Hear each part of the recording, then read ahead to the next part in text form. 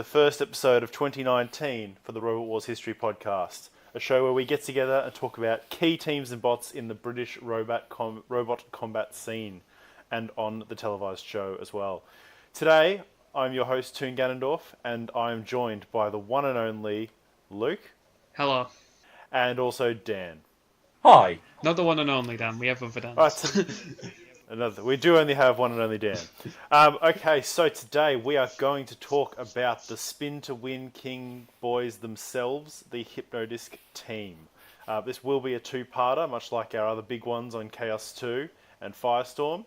And we are going to today aim to cover the first half of Hypnodisc's career. Luke, what do we want to do? Well, what's the good word? Well, we are going to cover the first half of their career where Hypnodisc blazes its way onto the screens and into our hearts by basically inventing, as far as I know, the flywheel spinner. And we're going to kick things right off at the beginning, of course, with its Series 3 build, which is in an entirely different and unique build to its future iterations. And who better to discuss than Dan, the man himself? Oh boy. Well, the first Hypnodisc build was under the weight limit at 78.3 kilograms. It had its standard ground clearance, which it had throughout pretty much all of its existence, of 25 millimeters, which is surprisingly high for a robot that did so well. It was powered by electric motors, and it cost £800. But the thing that everybody really cares about is that massive fucking disc at the front of it. Which in its first incarnation spun at 600 RPM, which is baby speeds for what we're familiar with now. But back in 1999, at least on this side of the Atlantic Ocean, that was quite terrifying. Yeah, there is one quote from the Hypnodisc website which I think really sums up what they were going for here. "We set out to design and build a robot with an effective weapon. There is nothing more boring to watch than two boxy bots trying to scratch each other's paintwork with 2-inch spikes." Yep. Fair call, too. Surprisingly enough, I'm just looking at Hypnodisc's weight in comparison to the others. They're all pretty much on par, but in its semi-final in Series 3, the only robots that it's heavier than are Blade and Stegosaurus and Evil Weevil. Everyone else is heavier. Beast of Bodman, 101... Scudder's Revenge and Gravedigger are all heavier. No, this is just in the semi-final. Trident might be heavier, but someone like 101 and Scudder's Revenge surprised me. I thought Hypnodisc could be heavier, but most of the weight I think comes in the disc. I think at most of its career, the disc was like a quarter of its weight at least. That wouldn't surprise me. Yeah, but anyway, that's a good spot to it. Surprisingly enough, with the 25mm ground clearance, I think there's a point in Hypnodisc's career where the only time it didn't fight at least a flipper or a lifter was 101 in Series 3. It's the only robot in Series 3 that couldn't technically flip over the stream Equus. It's good. It's a good thing you say technically there, because I don't think either of its first two assailants could reasonably expected to really pose that kind of risk to it. And technically, if you include Series 4 as well, the only robots without a lifter or a flipper to fight Hypnodiscs are 101, Splinter, and Pussycat. That's it. Everyone else, like Razorblade, Predator, VMAX, Wild Thing, they all got it. So can we really call is the remarkable. Predator a fight? Sure. It's surprising that it takes until Extreme 1 for Hypnodisc to even be flipped over by another opponent, besides Chaos 2, of course, to be flipped over by an opponent. But we're getting a little ahead of ourselves. So as far as Hypnodisc goes, we have all discussed Hypnodisc's most famous fights a number of times on this podcast. The Robogeddon and Stealth fights, we will touch on those, but we're not going to discuss the Berserk 2 fight in any great detail. These guys have talked about it on the Notables podcast, and I've discussed it with Nick and Toast on the Ultimate Review podcast. So if you're interested in our thoughts on that fight, you know where to go and listen to our comments on that. But we'll talk quickly about Hypnodisc in Series 3. Now, Hypnodisc in Series 3, at this point, we had robots with spinning discs. You know, there was a couple kicking around. who had something you might call a spinning disc. Hypnodisc kind of justified its own word, so they started calling it a flywheel, which is a lot more apt considering how fast and how big it sort of was. Like, spinning disc just does not suit Hypnodisc, even though the word disc is in its title. And this sort of shows... When you think spinning discs and disc before Series 3, like, what comes to mind is, like, the little circular saws on, like, the back of Roadblock or something, and this is an entirely different beast. Yeah.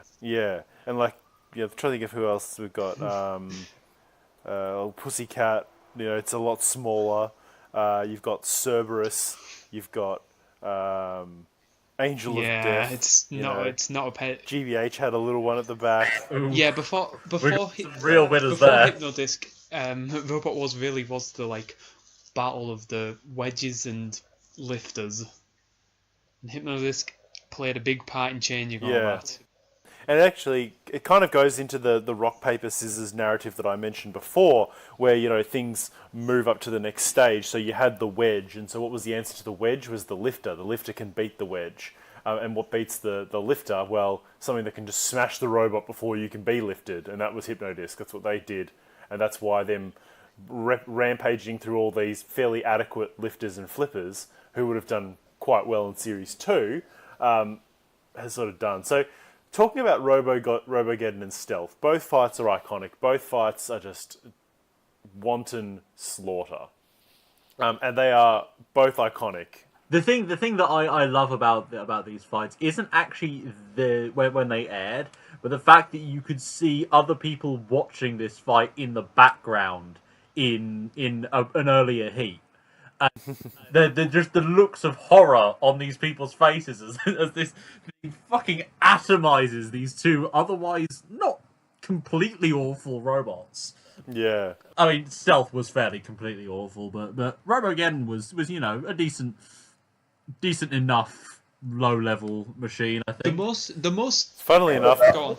I was going to say, funny thing about Robogeddon and Stealth is that they are more iconic in their destroyed state than they are in their complete state. Like, you look at Robogeddon with all its armor intact and you're like, what is that? And then you see it, like, I recognize Robogeddon with its flipper with no armor on the side, kind of almost looks like a distant ancestor of Series 8 version of Beast.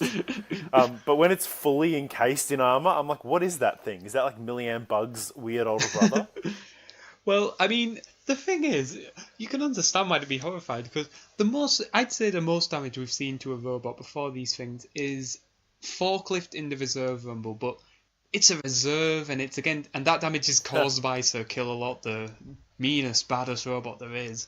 And then this competitor comes along and just completely skins them alive, basically. Yeah. Literally. And poor old Robogeddon, they're actually working until the end. Like, they're still moving, their wheels are spinning, their flipper's still trying to fire. Like, that's what makes it so funny, is that it just gets absolutely shredded. You got to give them props for determination there, to be fair. And they didn't.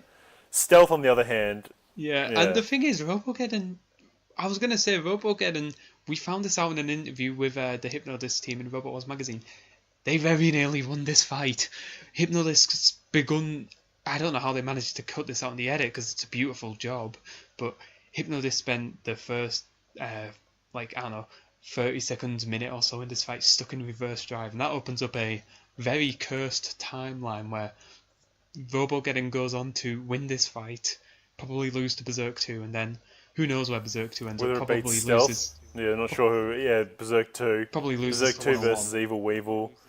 I think Evil Weevil beats Berserk 2 and then loses to 101, and then we get 101 in the grand final.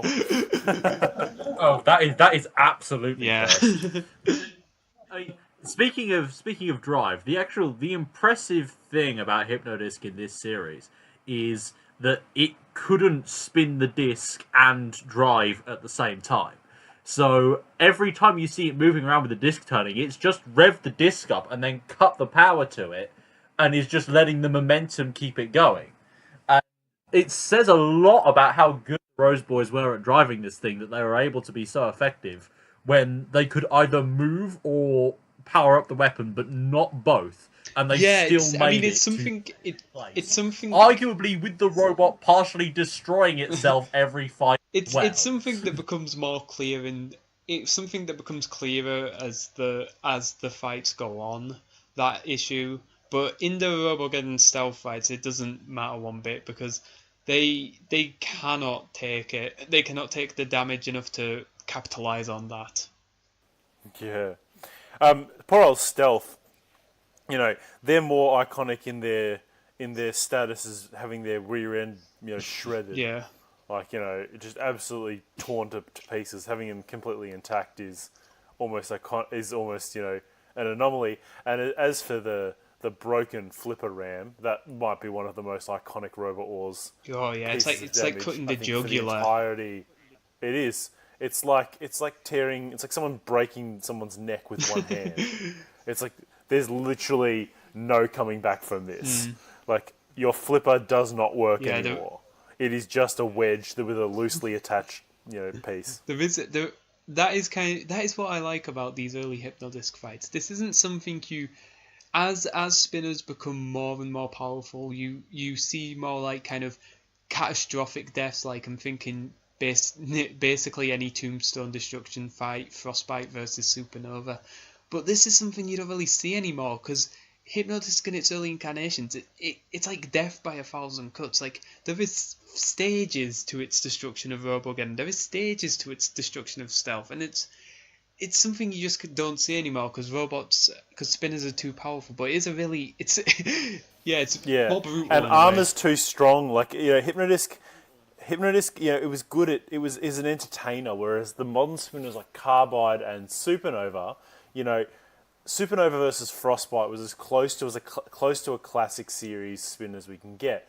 Big spinners now, they just hit you until you break down, and you get some mangled bits, and you get some great stuff like Rapid. And that's only like one or two hits Yeah. as well. Like the modern So spin fights few are over can so last. quickly that I don't like them that much. No. I have fun watching Hypnodisc because it manages to put on a show while mercilessly destroying some poor unsuspecting opponent robot. And the robot can still move, which gives a little bit of hope. Which it's like the Robogeddon thing. So Yeah, and that can lead to some surprise comebacks, as we'll discuss in part 2. I think the closest. I think the closest Monday parallel is maybe Carbide versus Eruption, but like, it's fun for the same reason. Like, if you discovered like I don't know a color film from 1912, you might be impressed. If you saw one from 1973, you don't really care. Anyway, so which one do you? Just a quick question then. Which one do you like better, Hypnodisc versus Robogeddon or Hypnodisc versus Stealth? I kind of it's hard to say because like in terms of which robot is better, I would say Robogeddon is better, which raises that fight up a bit. But the Stealth fight with the destroyed flipper ram and all that is just a more iconic image in my opinion. I would slightly go Robogeddon just because I do like the kind of more, it's like the way that it just kind of rips off the skin and then takes out the wheels and then the CO2. It's just becomes more and more hopeless. I reckon, if you'd asked me any year in the last 10 years, I would have said Stealth. Now I think I say Robogeddon. If for no other reason than just that one reaction shot of the team member just laughing at the destruction to his own robot. What else can you do? That's just so funny. It's just like, he just laughs. And Robogeddon's still trying to move, whereas Stealth, even before Hypnodisc starts getting laid in, Stealth's just sort of like trundling around super slowly with its flipper wide open, and so has a scare against Berserk 2, which we've discussed, but it does eventually win, and I think for the benefit of the series there is one overall, thing I want to note real quick. Something I realised watching this is Berserk 2's armor stands up to Hypno better than anything that isn't Behemoth's Scoop or Tornado's Wedge. The latter of which is well, just of course, a big block of it metal. could of course be Carbide. Yes. Evil Weevil. Now that's an interesting fight because it's the one that we just don't think about. I forget this fight exists. Yeah, it's the least remarkable by far of Hypnodisc's fights in Series 3. Yeah, I mean, apparently, Hypnodisc almost had to drop out because Derek Rose had to go away, and there was some blackouts and some repair, lack of parts, but they did eventually repair. And so as a result, Hypnodisc was a lot less potent in the semi-finals and grand final than it was in the heat. But for whatever, it still managed to coast its way through due to, I think, a lack of its opponents being able to capitalise on that, especially Evil Weevil. That's something that would become kind of a problem for Hypnodisc in late. It was a problem for Hypnodisc in its Series 3 build, and it became a problem for it again after the weight increase. I would where dispute that.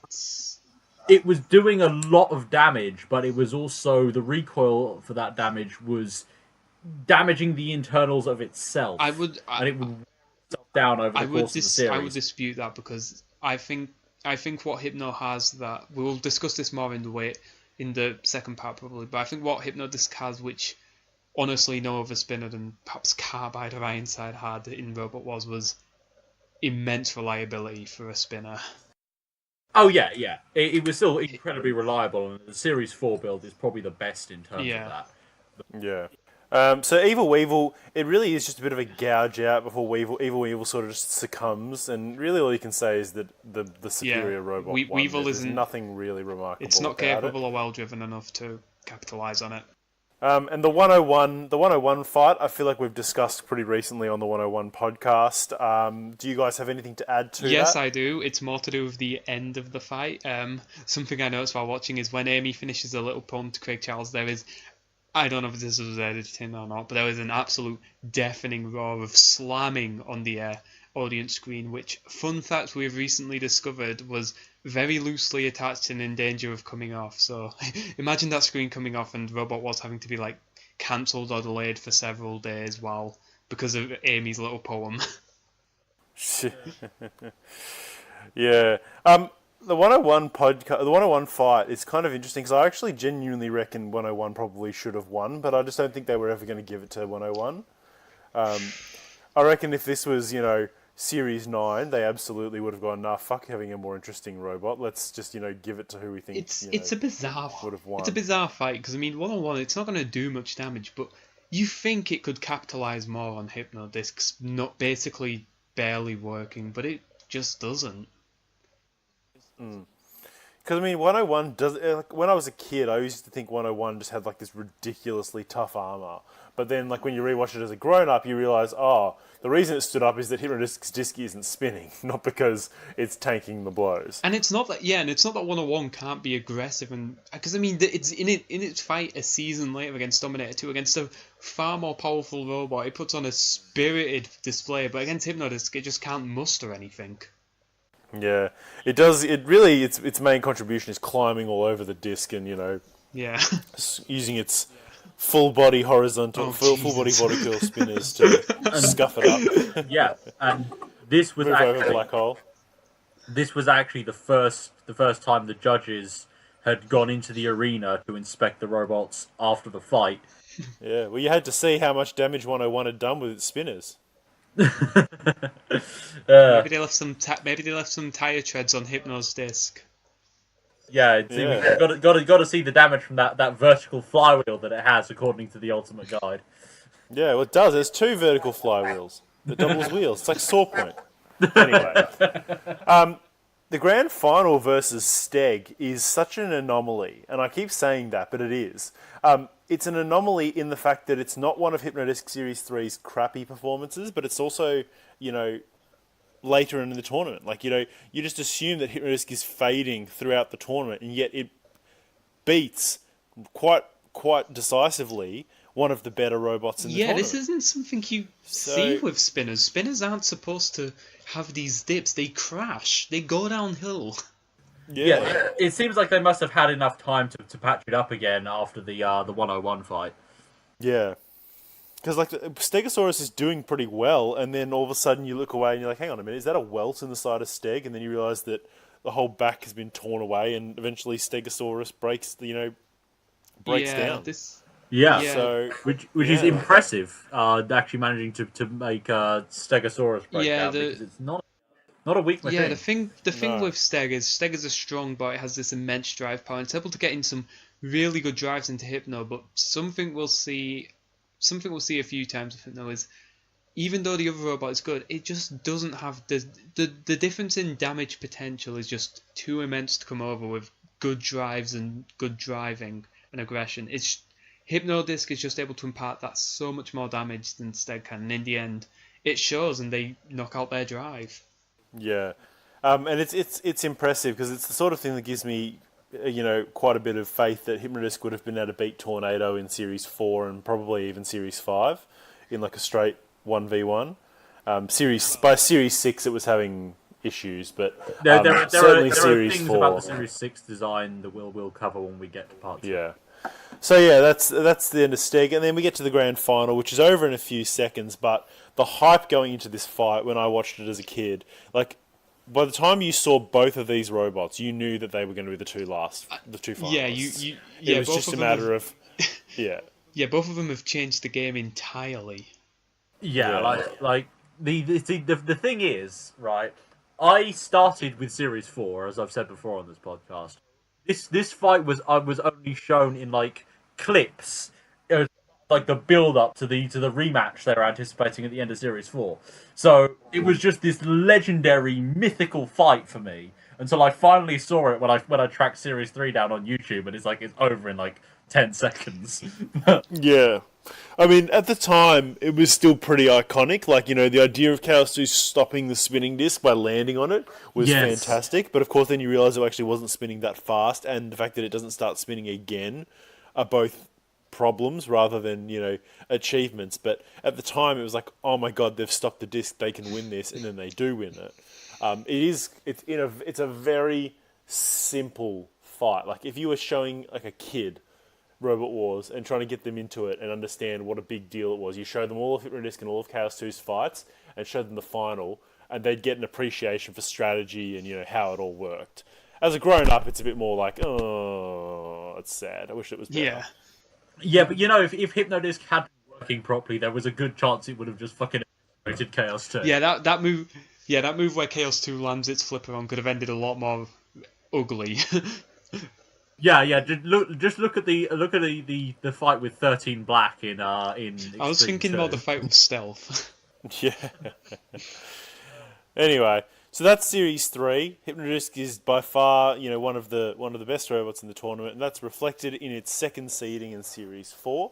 And it's it should also be noted that it did win the most original. And absolutely deserved. Absolutely deserved. No. Because it is one of the.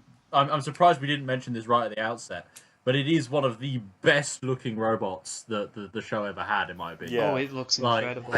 It's not like an elegant piece of art like Razor, but it's such a simple design, but it's so effective. Tiny silver shape with this big disc with just like a simple spiral painted on it, and it looks great. And you look at all the other most original entry winners that they've ever been. Like Psycho Sprout was a gimmick winner. Milliamp Bug was no one ever replicated that design. Gemini, okay, that's fairly good. S3, not really replicated, and Crash Station, not really either. So like Hypnodisc is the one that it was original, and everyone went to copy it. Like it's by, I reckon. Let me just have a quick look over this. Besides Razor's Best Design trophy and Tornado's Most Promising Newcomer, I think this might be the most deserving award ever, because it's just it was so original. It redefined what the spinner did, and everyone started copying it. Like Inferno and then Supernova. Let's be real. It invented the spinner basically. Without Hypnodisc, I think it takes a while for people to cotton on to what the potentials. Yeah, but Series 4 had some upgrades. An entirely new robot. It's completely rebuilt. Of course, the most obvious change to it, of course, was the Stream Mech. And the funny thing is that, like, after the toy had the spikes before the real robot. Because Hypnodisc was the first competitor robot to be made into a pullback. And it's one of the ones I never got, annoyingly. But at that point, it didn't have the spikes yet. The team saw the spikes that were on the alternate shell and decided that they should put those on the new version of the robot. and that's why it has those spikes, which I think make its design look a bit better. Yeah. Well, it just bugs me that the spikes and the streamek were the same on the robot, but on the pullback they were not. The streamek backing had the Series 3 back, and then the spike back did not have a streamek, and that used to bug me because I was like, I want the Series 4 Hypnodisc. Yeah, that was quite annoying. But they actually changed the disc up as well. It was now spun up to 750 RPM, which was, a fairly significant upgrade from that point. And it had a shaft drive clutch and a new motor in it that allowed it to reach its maximum speed in just 3.5 seconds, which was pretty crucial in at that point in the sport. And they changed the design of the teeth. The Series 3 teeth were sort of narrow and pointed, which made lots of cuts, but didn't really, do a whole lot in terms of impact. They replaced it with big, thick ones in Series 4, which just ripped huge chunks of armor out of things. Yeah, some nice gouges. It is such a great one. This was what I always knew Hypnodisc Yeah, as. it was your debut. All right, so the first time we get a look at Hypnodisc is during a pinball run, in which it's a fairly respectable run, but really that's not what we're here to talk about. So let's talk about its fight. So it curb stomps both the Predator and Razor Blade. Which, curb stomping the Predator is by no means an achievement, but it is entertaining. I think it's fairly entertaining. I don't mind the Predator. It was a nice design. Yeah, what I do like Had a forklift. What I do like about its method here is this is something that became Hypnodisc's calling card in a way for a bit. It rips out Predator's battery and then destroys it, and it reminds me of the game Mortal Kombat, where Kano's fatality, where he rips the opponent's heart out and holds it up while it's still beating. It's what this reminds me of. It is that, yeah. Yeah, it's like it goes and attacks it's the battery. It's the fucking Temple of Doom scene. Yeah, this is a remarkably empty heat for Hypnodisc. Like the main seed it's in contention against here is... Oh, really? You're surprised? Yeah, I know, but I mean, even Chaos... You're shocked. Even Chaos 2 at least got... Appalled. Chaos 2 got King B, but Hypnodisc was... the Heat Final was intended to be Hypnodisc versus Cerberus, which Cerberus, let us remind, had done nothing but look pretty. And it wasn't going to look pretty after and this worse, fight, trust it was me. armoured in titanium and Kevlar.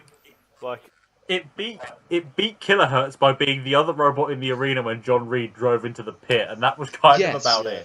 And it beat Mauler by having Mauler get disqualified. Yeah. So that's two pretty impressive combat wins, if you ask me. But anyway, so yeah, look, I don't understand why they put Cerberus in here. I think it was meant to originally be Kilohertz because when Trident and Blade were going to be seated in the top half, you push everybody down too. And aside from the fact that puts King B against Razor, which makes perfect sense for what they would have wanted, and it puts Wheelie Big Cheese versus Chaos 2, which is exactly what they would have wanted, although it would have been a shame. This then puts Hypnodisc versus Kilohertz, which is a shame for poor old Kilohertz, but probably would have been a bit more of a pretense that Hypnodisc wasn't just... They were just like, let's just get Hypnodisc to the semi-final as quickly as possible. The only other The real threat here was probably Onslaught, but they don't even show up in the arena. It says a lot that the most challenging fight that Hypnodisc had in this was fucking VMAX, which was absurd. The VMAX fight is worth looking into because look, so the VMAX fight is genuinely very enjoyable. I remember the Series 4 heat I had recorded as a kid on VHS tape. And I watched it over and over and over and over again. And the Hypnodisc VMAX fight was always the highlight of this heat because, if you had to choose between never appearing on Robot Wars and appearing on Robot Wars in two fights, one of which you KO a seed and one of which you get eviscerated by Hypnodisc, I'd say, gee, that was worth it. Absolutely. VMAX had a pretty good show, And VMAX isn't an awful robot, is the thing. It's a solid machine. You can see why it was rejected for Series 4 because it's just a bland Firestorm Cassius clone. But the They make a really good effort to drive underneath Hypnodisc. Unfortunately, they have armor made of biscuit tin, and Hypnodisc just shows them the error of their ways, and once again goes for the battery kill. Poor old VMAX loses it. Poor old VMAX loses its CO2 basically on the first hit, and that is just seconds before it pulls off a drive that could maybe see it KO Hypnodisc. They could have been the first robot to. Yeah, they wouldn't have KO'd him. They would have self-rider, but it would have been good to see Hypnodisc's self-rider in action. Yeah. But yeah, no, you can't fault VMAX for showing up and giving it a rare hot go. And then the heat final is just one of the worst heat finals. It's just Razorblade really, it should have been terrible here. Razorblade was limping in round 2, and then Stupid Terrible burnt themselves to a crisp. And so now we've got Razorblade, who spends all their time... Terrible set a bit of cloth that probably wasn't even connected to the internals on fire, span around in circles, and then said their robot was dead.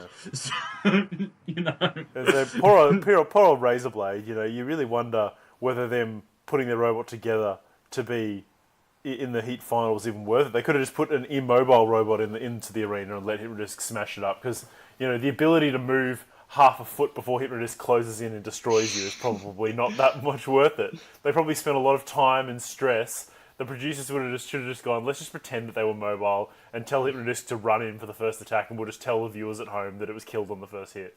That's what I would have done. It's quite a shame of Razorblade, because this was their last appearance, and I can't help but wonder if they were a bit disillusioned after they basically got thrown into a fight with Hypnodisc, that they had no chance of winning, and we shouldn't even have been in the fight in the first place.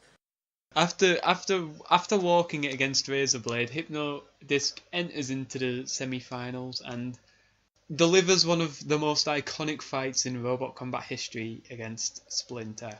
Now, this fight, I think probably, unless I've missed something particularly spectacular on the live circuit or perhaps the Chinese shows, this is still the most complete destruction of a heavyweight robot we have ever seen. You could argue Vanquish getting split in half in BattleBots. I'm not even. Maybe. I would still. This is a more stringent destruction of a robot. This is more. This certainly looks like it cost more. Let's put it that way. Relatively, obviously. Yeah, and the funny thing is, it starts almost slightly cagey with Splinter managing to absorb a couple of hits with the scoop by basically turning with the direction that it's spinning. But then the tooth just catches the edge of the scoop and just rips Splinter's face off. And that it's kind of like stealth ram levels of impact. Like you just sort of the whole robot twitches to the side as it happens. With the most perfect timing. It's like being socked in the jaw by Mike Tyson. Yeah, with the most perfect timing from Jonathan Pierce as well. They'll protect their vulnerable sides, and who knows? Oh no, they won't. Until that moment, yeah. Per Splinter never really had a chance, because even before the fateful hit that rips the scoop off, the scoop is falling apart. It is incredibly damaged, so it was going to hold up for maybe one or two more hits before it gave out anyway. Well, what was the scoop on that version of Splinter made of? Because it looked plasticky. Probably I think it was an oil drum. Yeah, probably just thin steel or aluminium. Oh yeah, it's probably the paint them. I'm pretty sure it was part of an oil drum I read somewhere. Yeah, but it certainly wasn't going to hold up to him. It's not Tornado's. It's not Tornado's scoop. So yeah, the annihilation here is just delightful. It's iconic, and there's nothing we can say that our readers and viewers don't already know. The only thing I want to say is modern. You couldn't get this fight in modern robot combat because there is a base level of sportsmanliness and holding back, but that's probably for the good of the sport, but the absolute lack of concern shown by Hypno here is worth it. Can you imagine? Can you imagine how much outcry there would have been against the Hypnodisc team if this had happened in Series 9, and it would they utterly eviscerated Splinter, and then Splinter had been expected to go into the arena again. You've got took 2 hours to make that thing into a working robot again. It's like Have it's fun. like it's the thing about Hypnodisc is it does lots of surface level damage and works its way in, whereas somebody like Carbide or Ironside, it gives you a big hit that breaks you inside, and that's why you're actually smashing up a robot that's not moving. Whereas here, Splinter is still moving a large part of it because it's only surface level damage. Because Hypnodisc's teeth only go 4 or 5 centimeters in at a time. Each rip gets Hypnodisc further and further into the internals, and that's what makes it so. It's like they're peeling Splinter apart. A babushka of death. Yeah, that's exactly right. Yes. Then we get a delightful fight versus Wild Thing, which is Wild Thing's first time out of 4, only time out of 4 into the top 8, and of course they get punished by fighting Hypnodisc. And they. I was supporting Wild Thing so much when I first watched this episode back when I was like 4. Oh, normie, such a normie. It was like No, this not a cool normie, a looking hipster. fight, and then it was up against insurmountable odds, and it was doing so well. Yeah. Yeah, poor Wild Thing it suffers the same problem Steg did. I mean, it's a more capable robot than Steg for fighting Hypnodisc because it's this big armoured wedge you can get under Hypnodisc, push it into the CPZ, but they can't do damage. They just can't. And Hypnodisc can do a lot of damage, and in the end, especially in the old series rules, The control just can't do it. Yeah, control just not going to get you there. No, especially not in the classic series where damage was weighted to be the most important of all of them. I think it's aggression that was rated highest in the reboot. Yeah. Oh, yeah. Series 9, Null Shark. You'll probably give this to Wild Thing. Yeah, we leave the semi-finals and Hypnodisc is looking unbeatable. What could stop it? If it came up against Chaos 2 again, you kidding me? That plastic armour against that thing? Brutal. And then it comes up against Pussycat and... Well... Oh god. This is one of my favourite fights in Robot Wars history. What a choice. It was such Which is a weird it's thing to lighting say, in a isn't it? bottle. It's not It really is. But yeah, the one of the few weaknesses that Hypnodisc has that modern spinners don't is that massive disc, which is like basically an instant kill zone, is entirely in the front half of the robot, and the back half is basically a lightly armored box with some exposed wheels on it. And if you happen to be able to outdrive it before the disc gets up to speed, then you can get a good hit on that back part, and you've got a good chance of knocking But that's the something thing, that's the important thing. out. It's not even really a weakness, because Hypnodisc's wheels are tiny. So to get that, you have to be an absolutely incredible driver. Unfortunately for Hypnodisc, David Gribble was one of the best there ever was. It's debatable as to whether he outright was the best, and you'll get people arguing that he was even today. But it was one of these where just like I was pulling for Pussycat to win the whole series, and then opening stages of this fight, I'm like, oh, it's never going to be Hypnodisc.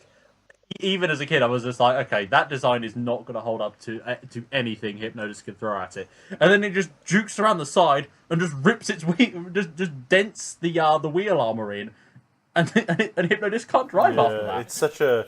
I remember going into this going, we really are just going to get a Series 3 Grand Final rematch. I'm like, there's no way Stinger's going to beat Chaos 2. So I'm like, we're literally just going to get a rematch. And then as soon as that blow hit, I'm like, oh, so it's going to be Pussycat in the Grand Final. That's interesting. I remember I was disappointed, but I don't think I was actually that gutted because it was just a little bit. It was a bit different, and I thought I'm like, oh no, Hypnodisc will be back. They'll be fine. They've got plenty of potential. I actually didn't mind having it different. It was just a shame that the actual grand final was not as two-sided as it probably could have been. Yeah, there's something to be said. There's something to be said real quickly about the KO blow. When Shunt axes the robot and axes through the disc, like especially from after seeing so many examples from Series 6 and 7 and in the reboot especially of Shunt's axe just coming down and just bouncing off things. You forget how brutal it was for a time. Like, Hypnodisc's entire disc warps. The robot, the chassis seems to warp. It can't even return for the third place It does, fight. yeah. No, that was an absolutely devastating hit from Shunt on there, and there's something like, I think it feels more brutal because it's a hit on the disc, because like it's the iconic symbol of the robot just getting smashed. Yeah, and it's in full spin when it happens, and then it just jerks. It jumps, yeah. And that's like, it is the moment that it all ends for Hypnodisc in Series 4. It seals the deal, kind of. Yes.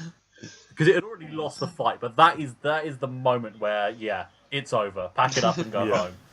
Such a shame too, because like you look at the dent in that disc and you go, how do you buff that out? Like, you know, do you melt it and reforge it, or do you fill it? Like, I don't even know what you do. You can't hammer it out, I guess. I mean, I guess you can hammer it out. And they show the disc in the after fight interview with just this massive hole in it. And it was that hole that prevented Hypnodisc being able to fight for third place. Because if Hypnodisc had fought Stinger, it would have just wrecked it in one hit, and it would have been third. But unfortunately, Hypnodisc had to come fourth. Well, I mean, yeah, they actually had the modes and everything fixed, but they couldn't put Hypnodisc out looking like that. Come on, they've got standards. Yeah. Yeah. And the thing is, it was almost going to have another appearance in Series 4. It was almost in the War of Independence special. It should have been. Like, you know, Oh, thank God it Hypnodisc wasn't. never represented the UK. Why did it never represent the UK? Chaos 2 did, Firestorm did, Razor did, Tornado did. You know, It probably never represented the UK Even, because it would have like, been... Bigger Brother did in Nickelodeon, for God's sake. Like, every other major all-star, like Spawn Again did, Stinger did, you know, Plunderbird did. It's like the best robot never to represent the UK, and it just defies logic. I think it's a good thing it didn't, because the robot it was slated to replace was Detonator, and it would have destroyed Frenzy in one thing, and then you've basically got a pointless tournament because, oh, the UK's won the War of Independence. Every US representative is out. I guess it's just the British Civil War now. They should have left Hypnodisc in and taken out some of the others. I reckon. Take out Panic Attack. It doesn't need another. Take out. See, they wanted the Panic Attack Mortis thing, so like I don't have an issue with it there, but put it in like the, you know. Actually, no, I'm wrong. I just realised I'm completely wrong. It did represent the UK against Germany. Oh in no! Extreme 1. Well, we may as well. we'll be getting to that. That's a good We may as well segue into Extreme. Start with that. So Extreme 1 is such a bizarre blight on Hypnodisc's record because it's got one of its best fights of all time, and then 4 of its worst, and then a dogged performance against Behemoth, which it's just defeated. So four terrible fights, and then one iconic one. It's just a bizarre bipolar performance. The thing that we have to remember with Hypnodisc in Extreme 1 is that Extreme 1 wasn't filmed when all in like a coherent order. It was filmed in and around Series 5 and a bit of Series 4 and like a bit after Series 5, and as a result of that, at varying points on the timeline, you get a Hypnodisc that's already fatigued from its Series 5 end stage battles with Bigger Brother and its rematch with Firestorm. It's not even just that, because Hypnodisc came back faster self-right and more powerful disc, but also something that it says on the Hypnodisc website is that throughout even the early stages of Extreme, they had some undefined electrical bug that was affecting them throughout, and you kind of see that in against Nasty Warrior and even against Behemoth to some extent. Yeah, so they had a lot of poor luck in Extreme 1, which is a shame because they start out so wonderfully strong. In like the second episode of the series, when we're still in the era of Behemoth before we switch over to the era of Tornado in the second half. Where it gets put into the arena with Wheelie Big Cheese, which is a pretty solid robot, and Ming 3, which is okay, and they're hyping up this fight. It's like, will it be the end of Hypnodisc? Because that's what Extreme One was like. Yeah. And then it utterly dominates both of them. Yeah. It's a. I was gonna try and get Nasty Warrior out of the way before we talked about the good one because I want it to be all bad. But all right, let's. So Ming 3 and Wheelie Big Cheese, yeah, by no means bad robots. This is, I think, is the best Mayhem. Does anyone? Oh, the King Bee one is up there as well. The Thermidor 2 one is also up there just for the sheer feat, true, but this one is certainly true. the most like kind of spectacular. Yeah. Well, this and the Thermidor 2 ones are the two one-sided ones. Like, there's no no other way about it really, because Pussycat beats Smidsy in something, but I mean one of them's something. Whereas this is everyone was awed by Supernova taking out Ming 3's wheels. Well, Hypnodisc took Ming 3's wheels off a year before. Yeah. So like I always used to just go, I don't understand. Why is everyone so impressed by Supernova? Yeah, well, they want to hype up Supernova because it doesn't. No, I'm just saying. Fantastic. I'm just saying. Like, I love Supernova as well, but I'm like, Hypnodisc takes the wheels off. Supernova wrecks them within the tyres, so the tyres are spinning on broken wheels. Hypnodisc is just like, yeah, no, that's too complicated. Let's just take the wheels off.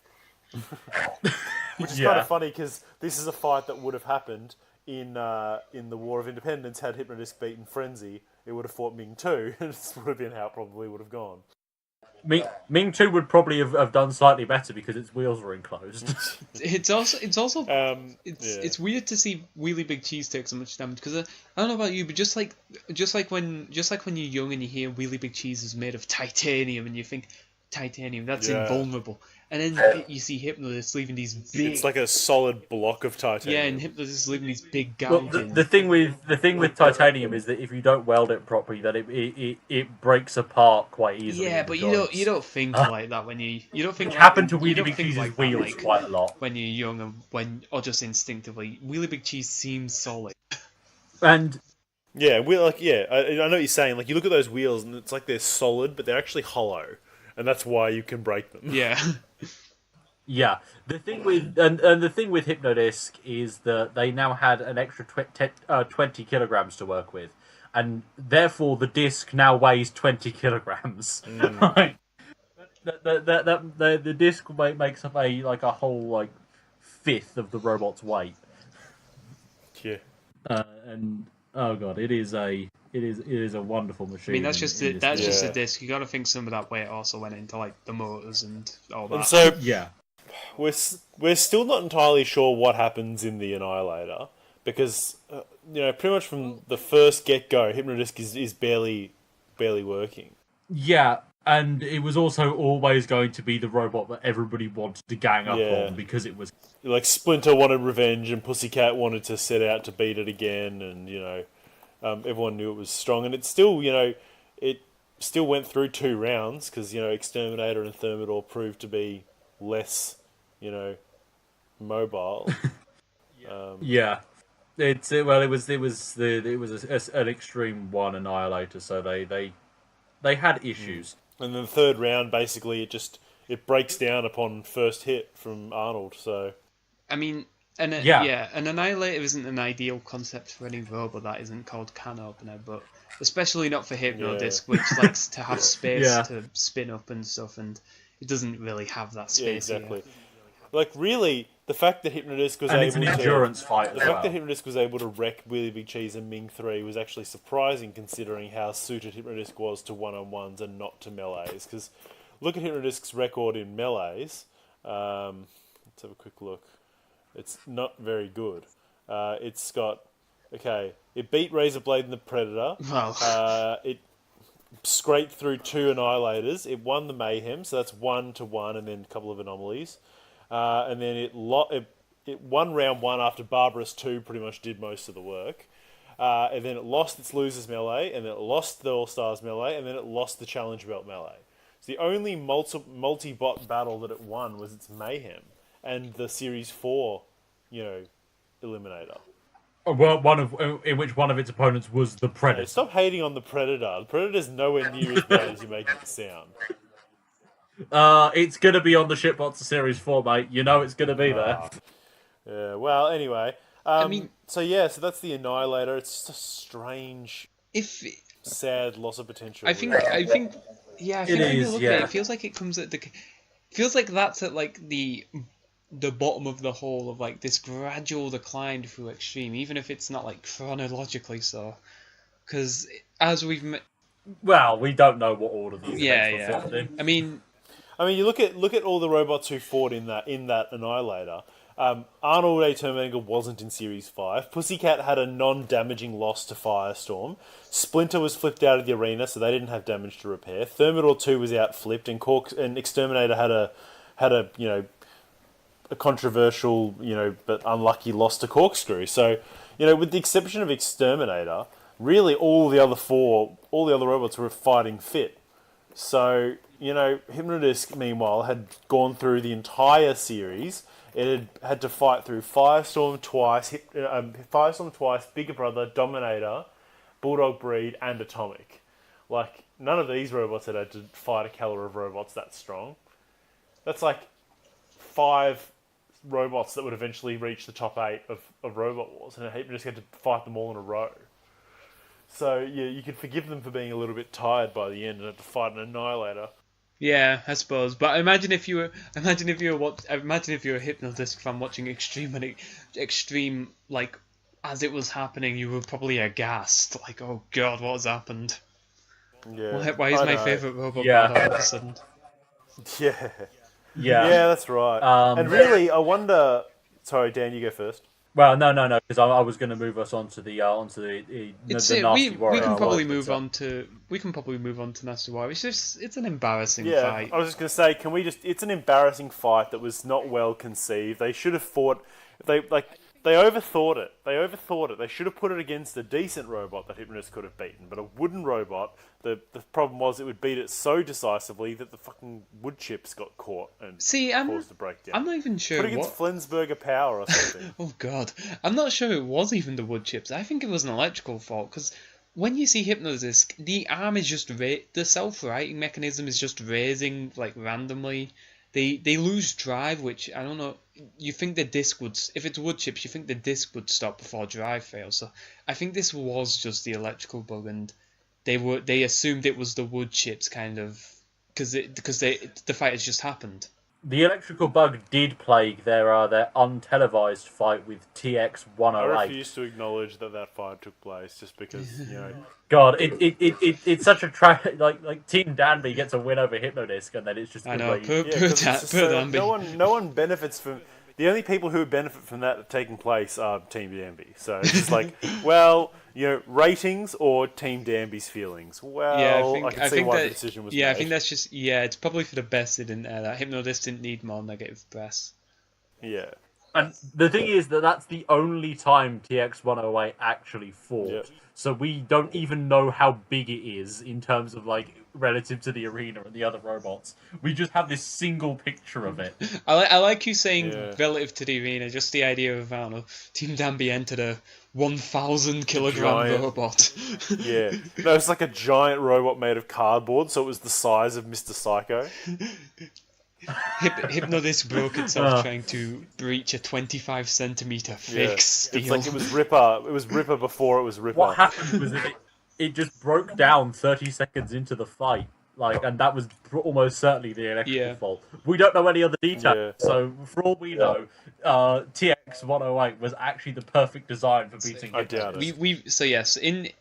We've discussed these weird electrical bugs. We've discussed the fatigue, but probably the most impressive Hypnodisc loss, and the one that you could more say is just a downright loss, and the first time Hypnodisc... The one that had no luck involved. Yeah, basically. yeah. And the first time Hypnodisc is made to look kind of ineffective, really, against Behemoth. Yeah.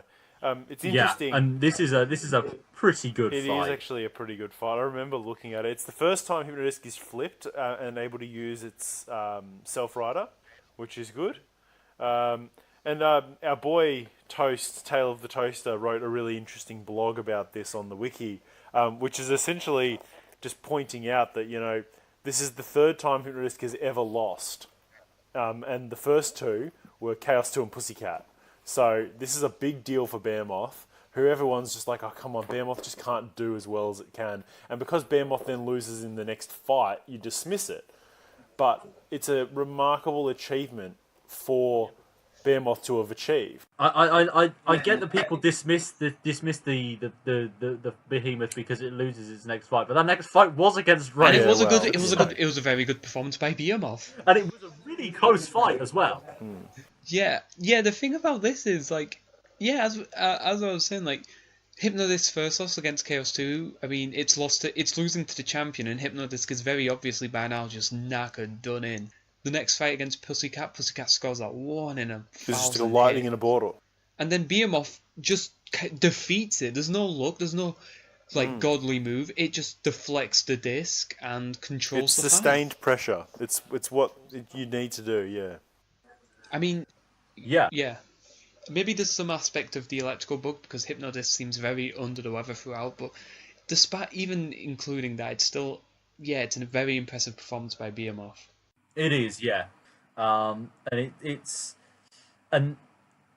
such an amazing moment for Behemoth as well, because it's just like it had been doing so poorly in the eyes of a lot of people up to that point. Like it had that unlucky loss against Pitbull in Series 3. And then it had gone the distance against Razor in the World Championships, but not a lot of people saw that. So the next thing people saw of it was it, limply dying against Exterminator in Series. And a poor Annihilator performance in Series 4 as well. Yeah, not a very a withdrawal from an Annihilator.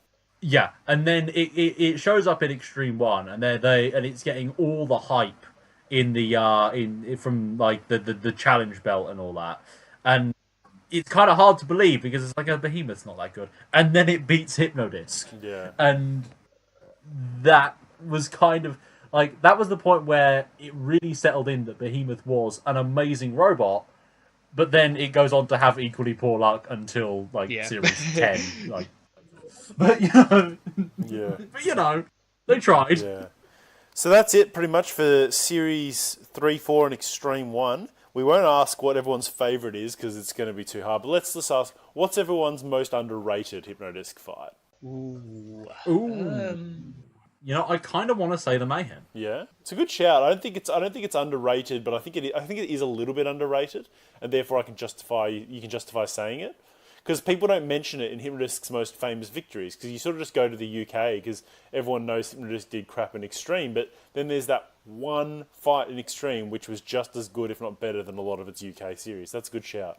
I think the Mayhem. I also want to give a shout out to the Steg fight, and yeah, the Steg fight is a solid shout. Yeah, I'm gonna go with VMAX.